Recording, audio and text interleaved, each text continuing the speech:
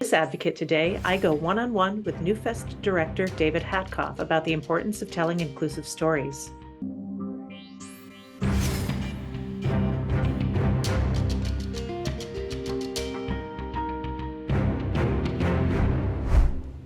Hi, and welcome to Advocate Today. I'm Tracy E. Gilchrist. We're going to get right into our main story. Inclusive and diverse stories are needed now more than ever, and Newfest is providing just that. The organization is leading the way in ensuring these stories are seen, heard, and celebrated. I spoke with Newfest Executive Director David Hatkoff about this year's LGBTQ Film Festival, providing a platform for filmmakers and more. Well, I just want to start out by asking you to give a little overview of Newfest's history and how long it's been around and the kind of films that you really try to highlight. Yes, Newfest is now in its 34th year. We were founded in 1988 at the height of the AIDS crisis to provide a platform for queer stories and storytellers at a time when it was really needed. It's still really needed. And over the years, we have premiered films such as Paris is Burning and High Art, The Broken Hearts Club, really films that have become queer classics. Mhm. And we think that we have some in this year's festival that are going to join those ranks.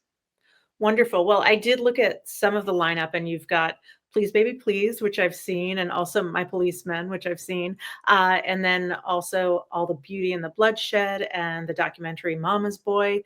Would you talk a little bit about how you curate this lineup and how you go about choosing these films? Yes, absolutely. So we got more than 1,000 submissions this year, which is about a 30% increase from last year. And that's really encouraging. It means that queer filmmakers are telling their stories and slowly getting more access to the resources that they need to actually make their films. So we have an open submissions process. We also have an incredible programming team that goes to festivals around the world and checks out what the landscape is looking like. And then the hard decisions begin. And we really believe that the LGBTQ plus community is not a monolith, and that all aspects of the LGBT experience deserve to be seen on screen. And so we think a lot about inclusivity. We think a lot about voices that have been historically marginalized and wanting to provide a platform for those stories. So there's a lot of factors that go in to putting together the 130 films that end up in the program. And there's probably a whole nother festival we could put together with a whole 130 more films, but the ones that we have coming up starting on Thursday, October 13th, are pretty amazing. And we're thrilled that New York audiences can see them. As New York's leading LGBTQ plus film festival, we want to be able to bring the queer community together here in the city, but also that audiences around the country can watch them. We've gotten incredible feedback in the last couple of years from people all over the country who say, I would not have been able to access stories like these if you hadn't gone virtual. So it was a fortunate byproduct of the pandemic that we had to speed that process along. And now it's something that is part of our DNA, to be able to provide a platform, not just in Manhattan and Brooklyn, but throughout the country. Yeah, wonderful. And I was lucky enough to be a part of one of those virtual panels for Hightown a couple of years ago. So thank you. Yes, and we got to get you back. I know. And speaking of panels, would you talk about a few of the panels and special events that you have planned? Yes, we have a number of special events and a lot of parties. LGBTQ plus folks like to party, and we want to provide a space for them. So one of our annual parties is our Women's Night Out party. This year, that's Friday, October 21st. It's an evening of films made by women and non-binary filmmakers, and it culminates in a party at Ace Hotel, New York. So that's always a really fun night. We also have events for our filmmakers and for queer industry folks. And we have a few panels, like you said. One is Young Royals, which is a show that has a huge fan base around the world. And we were fortunate to be able to speak with the two young leads of that show, as well as the creator. And that was a really great conversation. We also have a panel called Real Stories. And we're going to be talking to folks like Max Emerson, Rain Valdez, Fran Tirado, Raquel Willis about how they are using social media tools to tell their stories. Because as we know, people are making films with their phones. People are making films that are 15 seconds long. The idea of what media is has changed so much, and these queer activists and creators are on the front lines of that. We also have a program called Authentic Voices of Pride, which is partnering with LGBTQ Nation and Chevrolet. They made a series of short documentary films, and we're going to have a conversation with a bunch of folks, including Ashlyn Harris, the soccer player, which is going to be a really great conversation. So, a ton of films, a ton of television series, a ton of conversations, and like I said, a ton of parties. So you're hydrating already.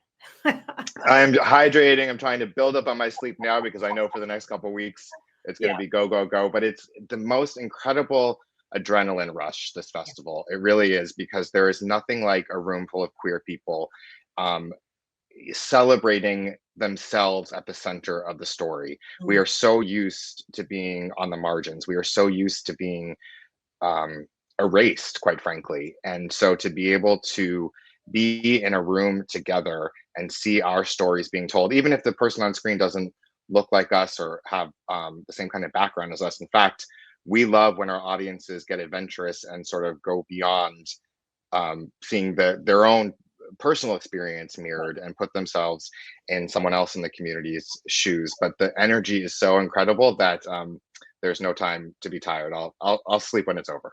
Right, great. Well, I wanted to ask you because we just had this major gay rom-com come out in the theater, Bros, and it's a very funny film. It's very heartwarming, but it didn't do great at the box office. There's a lot of discussion about why that happened, but we also have a lot of queer characters on television, so there's access in very kind of straightforward, major ways. Would you talk a little bit about why having something like Newfest, an LGBTQ plus film festival, is really important, even when people can maybe go to Netflix and see themselves in some way? Yeah, I think that's a great question. I get that question a lot. Like, is there still a need Mhm. for a queer film festival when media representation has increased over the years? And I think it is about a dedicated space. I think it is about, like I was saying, being the reason for being there. That we're not granted a one-time invite, that we're not granted a 1 in 10 we can sort of glimpse ourselves, or 1 in 10 we're given a shot at the lead. Every single film in this festival puts a queer person, whether it's a real life documentary subject or it's a narrative, directly at the center of the story. And I think that there is something so validating. We really believe that positive representation is great, but authentic representation and inclusive representation is essential. That this kind of visibility can change lives, and it can even save lives in some cases. And so I don't think that LGBTQ plus film festivals, and we are just one of them around the world, there are incredible festivals all over the place. I don't think that they will ever go out of style. No one says, do we still need New York Film Festival, or do we still need Cannes? This is a place to celebrate the community, and our community will always be worth celebrating. Yes, wonderful. Thank you for that, David. And then just finally, how can people get more information about Newfest? How can they get tickets? Yes, go to newfest.org. Uh, all of the information is there, the in-person schedule, how to access virtual individual tickets or virtual passes. The festival starts on October 13th. It goes in person through October 23rd, and then streaming begins on the 13th and goes through the 25th. So there's 13 full days if you're not in New York, where you can watch most of our films from anywhere around the country, or you can join us in New York between the 13th and 23rd. And we can't wait to see you there. Great. Wonderful. Well, thank you for all of this information. And, I appreciate you being here and for all the incredible work that you're doing, telling our stories. It really is still so vital. So thanks very much, David. Thank you, Tracy, and thank you, of course, to the work that Equal Pride and the Advocate and Out do. You also are making our stories front and center, and so it's a pleasure to talk to you. Thank you. Wonderful. Thank you. Thanks so much again to David for stopping by. Newfest's work is so important. For festival tickets and more information, head to newfest.org.